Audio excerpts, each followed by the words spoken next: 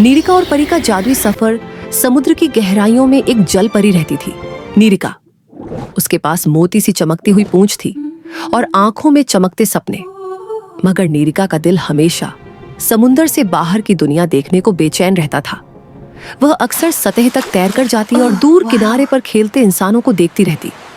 एक दिन सूरज की सुनहरी किरणों में नहाते हुए नीरिका समुद्र की सतह पर आई। तभी किनारे पर खड़ी एक परी ने उसे देख लिया।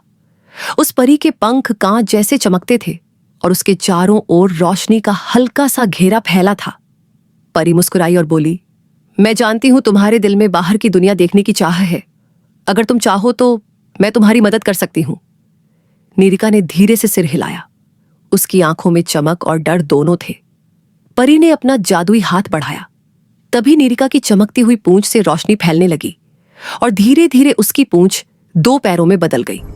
उसके सीपों से बने वस्त्र एक सुंदर परिधान में बदल गए। नीरिका अब इंसान की तरह खड़ी थी, हैरान मगर खुश। परी ने उसका हाथ थामा और दोनों समुद्र तट से जंगल की ओर चल दी। पहली बार नीरिका ने हरे भरे पेड़ों को छुआ, पक्षियों की चहचहाहट सुनी और मिट्टी की सौंधी खुशबू महसूस की। उसके चेहरे पर एक अनोखी मुस्कान थी, जैसे कोई नया सपना पूरा हो गया हो। कुछ देर चलने के बाद वे एक गांव के रंग बिरंगे बाजार में पहुंची। वहां कपड़ों की दुकानें थीं, फल और मिठाइयां बिक रही थीं, बच्चे खेल रहे थे और ढोल नगाड़ों की आवाज गूंज रही थी। नीरिका सब कुछ देखकर हैरान थी। उसने पहली बार आम का स्वाद चखा और हंसते हुए बोली, ये तो समुद्र के मोतियों से भी मीठा है। वो बच्चों के साथ तालियां बजाती रही, आभूषणों को देखकर चकित हुई और हर इंसान को बड़े गौर से देखती रही। परी उसकी खुशी देखकर मुस्कुराती रही। लेकिन जैसे ही सूरज ढलने लगा और आसमान सुनहरा हो गया, परी उसके पास आई और बोली, अब समय आ गया है नीरिका, तुम निर्णय लो। क्या तुम हमेशा इंसान बनकर यहीं रहना चाहती हो या फिर अपने समुद्र में लौट जाओगी?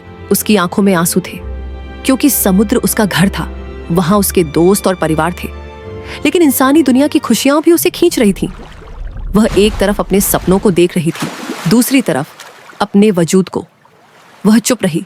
कहानी यहीं पर एक रहस्य छोड़ देती है। क्या नीरिका ने इंसानी दुनिया को चुना या फिर समंदर की गहराइयों में लौट गई? कभी कभी हर कहानी का अंत खुला छोड़ देना ही सबसे बड़ा जादू होता है, ताकि हर दिल अपने हिसाब से उसे पूरा कर सके।